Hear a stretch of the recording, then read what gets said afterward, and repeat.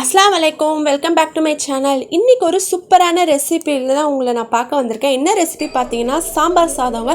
Hotel சுவை மாறாத சாம்பார் சாதம், சரவணபவன் சாம்பார் சாதம்னே சொல்லலாம். அந்த அளவுக்கு அவ்வளோ டேஸ்ட்டாக இருக்கும். இதை நீங்கள் கண்டிப்பாக ட்ரை பண்ணி பாருங்கள்.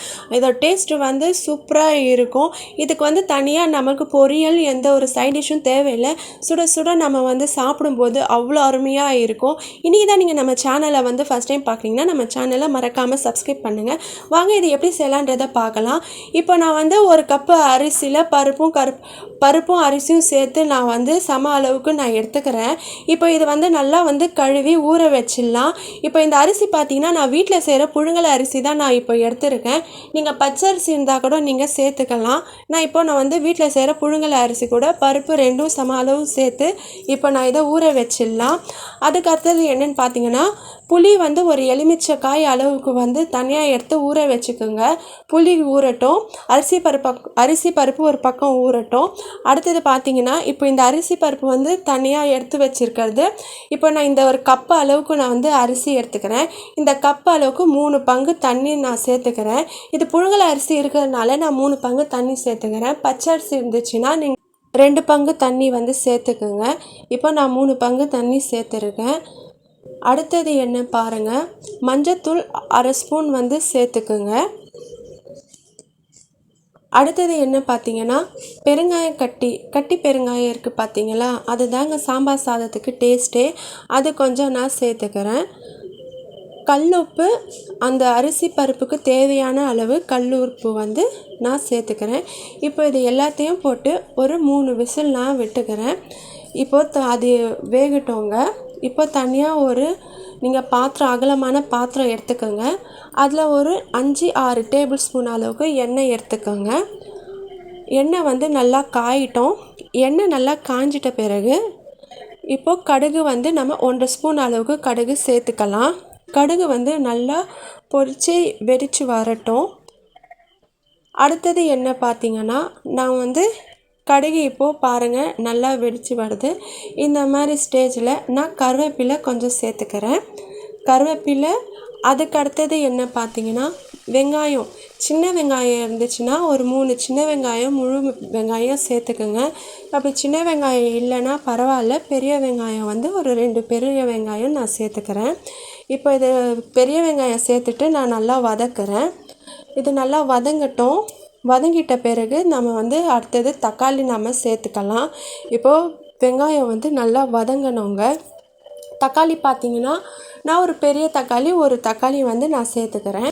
இப்போது நல்லா வந்து கலக்கி விட்டுக்கலாம். நல்லா வதக்கணும். எண்ணெயில் வந்து வெங்காயம் தக்காளி வந்து நல்லா வதங்கணும். நான் வந்து எண்ணெயில் பெருங்காயம் போடணும். அது அந்த மாதிரி ஸ்டேஜில் கூட எண்ணெய் காஞ்சிட்ட பிறகு போடலாம். கடுகு போடாத முன்னாடி போடலாம். இந்த மாதிரி வெங்காயம் தக்காளி தாளிச்சிட்ட பிறகு கூட போடலாம். இப்போ எல்லாத்தையும் சேர்த்து வந்து நம்ம வதக்கிக்கலாம். இது நல்லா இப்போது வதங்கி வருது, வதங்கட்டும். நாம் வந்து அந்த விசில் விட்டுருக்கோம் பார்த்திங்கன்னா 3 விசில். அந்த விசில் போயிட்ட பிறகு அதை இறக்கி நம்ம அதை ரெடி பண்ணி வச்சுக்கலாம். அதை வந்து ஓப்பன் பண்ணாதீங்க. ஏன்னா அது ஆறிடுச்சுன்னா நம்ம வந்து இது சேர்க்கும்போது நல்லா இருக்காது, அப்படியே கட்டியாக ஆகிடும். இப்போ இது ஒரு பக்கம் பார்த்திங்கன்னா நான் இது கூட வெங்காயம் தக்காளி வதங்கிச்சு. இப்போ நான் இது கூட வந்து கத்திரிக்காய், முருங்கைக்காய், கேரட்டு, உருளைக்கிழங்கு, பீன்ஸ், அவரைக்காய், இதை எல்லாத்தையும் காய்கறி என்னென்ன காய்கறி இருக்குதோ உங்களுக்கு விருப்பப்படுற காய்கறி வந்து சேர்த்துக்கலாம். சாம்பார்னால் கத்திரிக்காய், முருங்காய் தாங்க, அதுதாங்க மெயினே. இப்போ அதை சேர்த்துக்கிட்டு இப்போ வந்து உப்பு அதுக்கேற்ற அளவு வந்து நான் சேர்த்துக்கிறேன். சாம்பார் பொடி ஒரு 2 ஸ்பூன் அளவு, வீட்டு குழம்பு மிளகாத்தூள் ஒரு 2 ஸ்பூன் அளவு வந்து நான் சேர்த்துக்கிறேன். இந்த சாம்பார் பொடியும் வீட்டு குழம்பு மிளகாத்தூளும் வந்து கொஞ்சம் காரம் கம்மியாக இருக்கிறதுனால அடிஷ்னலாக கொஞ்சம் காரம் வேணும்னு சொல்கிறவங்க வந்து சக்தி மிளகாத்தூள் கொஞ்சம் ஒரு 1/2 ஸ்பூன் சேர்த்துக்கலாம். அப்படி இல்லைன்னா தாராளமாக ஸ்கிப் பண்ணிக்கோங்க. அதுவே டேஸ்ட்டாக இருக்கும் நம்ம சாம்பார் பொடி போடுறனால. இப்போ வந்து எல்லாம் வந்து காய்கறிகளோட நல்லா வதக்கிக்கலாம். இதை பச்சை ஸ்மெல் போகணும். இந்த மசாலா ஸ்மெல் இருக்குது பார்த்தீங்களா, அந்த ஸ்மெல் வந்து போகணும். நம்ம வந்து லோ ஃப்ளேமில் வச்சு நல்லா இப்போது வதக்கி விட்டுக்கலாம். அடி பிடிக்காமல் வந்து நம்ம வதக்கணும். கொஞ்சமாக தண்ணி விட்டு நம்ம வந்து வதக்கிக்கலாம். அதுக்கடுத்தது பார்த்திங்கன்னா இப்போ இது நல்லா வதங்கிட்ட பிறகு நம்ம காய்கறி அளவுக்கு ஏற்ற மாதிரி நம்ம வந்து தண்ணியை சேர்த்துக்கலாம். காய்கறிக்கு அளவுக்கு ஏற்ற மாதிரி நம்ம தண்ணியை சேர்த்துக்கின்னு நம்ம வந்து கொஞ்சம் நேரம் வேகிறதுக்கு விடலாம். ஒரு 10 நிமிஷம் கழித்து நம்ம வந்து காய்கறி வேகட்டுங்க. இப்போ வந்து நம்ம புளியை வந்து கரைச்சி வச்சுக்கலாம். காய்கறி வந்து வெந்துடுச்சு. இப்போ பார்த்திங்கன்னா நான் புளி கரைச்சி வச்சிருந்த புளி வந்து அந்த காய்கறிக்கு ஏற்ற அளவுக்கு நான் வந்து சேர்த்துக்கிறேன். இது கூட ஒரு முக்கியமான பொருள் சேர்க்க போகிறோம். அதுதாங்க வந்து சாம்பாருக்கு தனி சுவையை கொடுக்கும். வீடியோவை வந்து ஃபுல்லாக பாருங்கள். அது முக்கியமான பொருள், அப்புறமா நீங்கள் மிஸ் பண்ணிடுவீங்க. இந்த மாதிரி வந்து புளி சேர்த்துட்டு கொஞ்சம் நேரம் வந்து கலக்கி விடுங்க. இப்போ நான் முக்கியமான பொருள் சொன்னேன் பார்த்தீங்களா, அது என்ன பொருள் பார்த்தீங்கன்னா வெல்லங்க. இந்த வெல்லம் தாங்க சாம்பார் சாதத்துக்கு டேஸ்ட்டே கொடுக்கறது. நம்ம வந்து வெல்லம் வந்து கொஞ்சம் ஒரு சின்ன நெல்லிக்காய் அளவு சைஸ்க்கு வந்து நம்ம சேர்த்துக்கினாலே போதும். இப்போ சேர்த்துக்கின்னு கொஞ்சம் நேரம் வந்து அது வேகட்டும். எல்லாமே அந்த மசாலா அந்த காய்கறிகளோடு நல்லா நுழைஞ்சி அது ஒரு டேஸ்ட்டு. இப்போது வாசனை அந்த வெல்லம், காய்கறி, அந்த புளி போட்டு எல்லாமே நம்ம வந்து சேர்த்துக்கிறதுனால அந்த முருங்காய் எல்லாம் ஃப்ளேவரோடு சேர்த்து ஒரு சூப்பரான நம்ம வந்து டேஸ்ட்டு தனியாக வருது. வாசனை சூப்பராக இருக்குது. சரி, இப்போ வந்து ஓவரால் முடிஞ்சிச்சு. இப்போ வந்து நான் இதுலேருந்து கொஞ்சமாக நான் தனியாக எடுத்து வச்சுக்கிறேன். ஏன்னா சாப்பாடு மிக்ஸ் பண்ணும்போது எல்லாமே ஒன்றா போட்டால் அது வந்து ரொம்ப ஒரு மாதிரி குழஞ்சிடும். நம்மளுக்கு எவ்வளோ தேவையோ அந்த அளவுக்கு வந்து நம்ம எடுத்து வச்சுக்கலாம். இப்போ நான் பாதி அதுலேருந்து நான் எடுத்து வச்சுக்கினேன் இப்போ தனியாக. இப்போ நம்ம வந்து பருப்பும் அரிசியும் வந்து நம்ம தனியாக வேக வச்சுருக்கோம் பார்த்திங்களா குக்கரில், அதை எடுத்து கொஞ்சம் கொஞ்சமாக நம்ம இதில் சேர்த்துக்கலாம். இப்போது அந்த சூடு வந்து ஆறக்கூடாதுங்க. அந்த பருப்பும் அரிசி வேக வச்சது வந்து சூடு ஆறத்துக்கு முன்னாடியே வந்து நம்ம இதில் சேர்த்துக்கணும். சூடு ஆறிச்சுன்னா ரொம்ப ஒரு மாதிரி கெட்டியாக ஆகிடும். இந்த மாதிரி பதத்தில் வராது. இப்போ கொஞ்சம் கொஞ்சமாக வந்து நான் சேர்த்துக்கிறேன். எப்போவுமே கலக்கி விட்டுக்கலாம். இந்த மாதிரி கொஞ்சம் கொஞ்சமாக நம்ம அந்த அரிசி பருப்பு வேக வச்ச அரிசி பருப்பை எடுத்து இதில் கலக்கி பெரட்டி விட்டுக்கலாம். இது செய்கிறதுக்கு வந்து பார்த்திங்கன்னா கொஞ்சம் அகலமான பாத்திரம் இருந்தால் நம்மளுக்கு வந்து இந்த மாதிரி கலரத்துக்கு வசதியாக இருக்கும். நீங்கள் சின்ன பாத்திரத்தில் செஞ்சிங்கன்னா அது வந்து கொஞ்சம் உங்களுக்கு கஷ்டமாக இருக்கும். இந்த மாதிரி வந்து கொஞ்சம் கொஞ்சமாக எடுத்து நீங்கள் சேர்த்துக்குங்க. இப்போது நான் இதில் இருக்க காய்கறி தண்ணி வந்து தனியாக எடுத்து வச்சுருந்தேன் பார்த்தீங்களா. இப்போ நான் அது கூட நான் சேர்க்க போகிறேன். இப்போ இது சேர்த்துட்டு மறுபடியும் அந்த அரிசி பருப்பை எடுத்து நான் சேர்க்க போகிறேன். அவ்வளோதாங்க.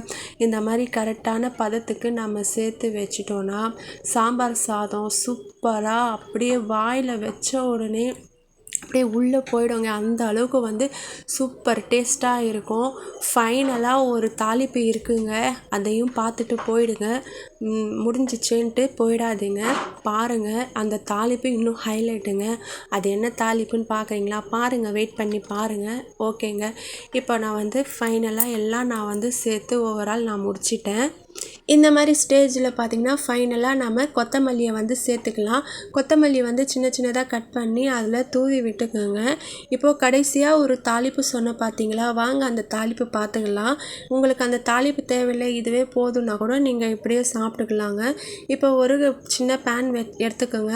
இது நல்லா ஹீட் ஆன உடனே நெய் வந்து ஒரு 2 ஸ்பூன் அளவுக்கு நெய் வந்து நான் சேர்த்துக்கிறேன். இது வந்து வீட்டில் செஞ்ச நெய்ங்க. நீங்கள் இப்போது வீட்டில் செய்யலைன்னா கூட நீங்கள் கடையில் இருக்க நெய் கூட போடலாம். ஏன் இது வீட்டில் செய்கிற நெய் கடையில் செய்கிற நெய் இதுன்னா இல்லை, ரெண்டுமே ஒரு நெய் தானே அப்படின்ட்டு உங்களுக்கு மனசில் இருக்கும். ஏன்னா வீட்டில் செய்கிறது எப்போவுமே வீட்டு நெய் தாங்க, அது கடையில் வாங்குறது எப்போவுமே கடைது தாங்க. ஹெல்த்து தாங்க, டேஸ்ட்டு தாங்க. சரி, இப்போ அடுத்தது என்ன பார்த்தீங்கன்னா முந்திரி வந்து ஒரு 4 முந்திரி.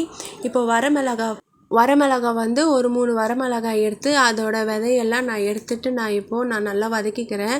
இது கூட பார்த்திங்கன்னா கருவேப்பிலை வந்து நான் சேர்த்துக்கிறேன். அவ்வளோதாங்க, இவ்வளோதாங்க தாளிப்பு. இந்த நெய் தாங்க லாஸ்ட்டு சாம்பார் சாதத்துக்கு ஹைலைட்டு. இதை எடுத்து சூடு ஆறத்துக்கு முன்னாடி அப்படியே அதில் போட்டு கொட்டி ஒரு 2 பெரட்டி விட்டுட்டு நம்ம சுட நம்ம பரிமாறி சாப்பிட்டோன்னா இதோட டேஸ்ட் இருக்குது பாருங்கள். நாளைக்கு கூட அப்படியே நாக்கில் இருக்குங்க. அவ்வளோ அருமையாக இருக்குங்க. பிரியாணி கூட தோற்று போயிடுங்க. அவ்வளோ அவ்வளோ டேஸ்ட்டாக இருக்கும். நீங்கள் கண்டிப்பாக இந்த ரெசிபியை வந்து ட்ரை பண்ணி பார்த்துட்டு மறக்காமல் எனக்கு கமெண்ட் பண்ணுங்கள் எப்படி இருக்குன்ட்டு.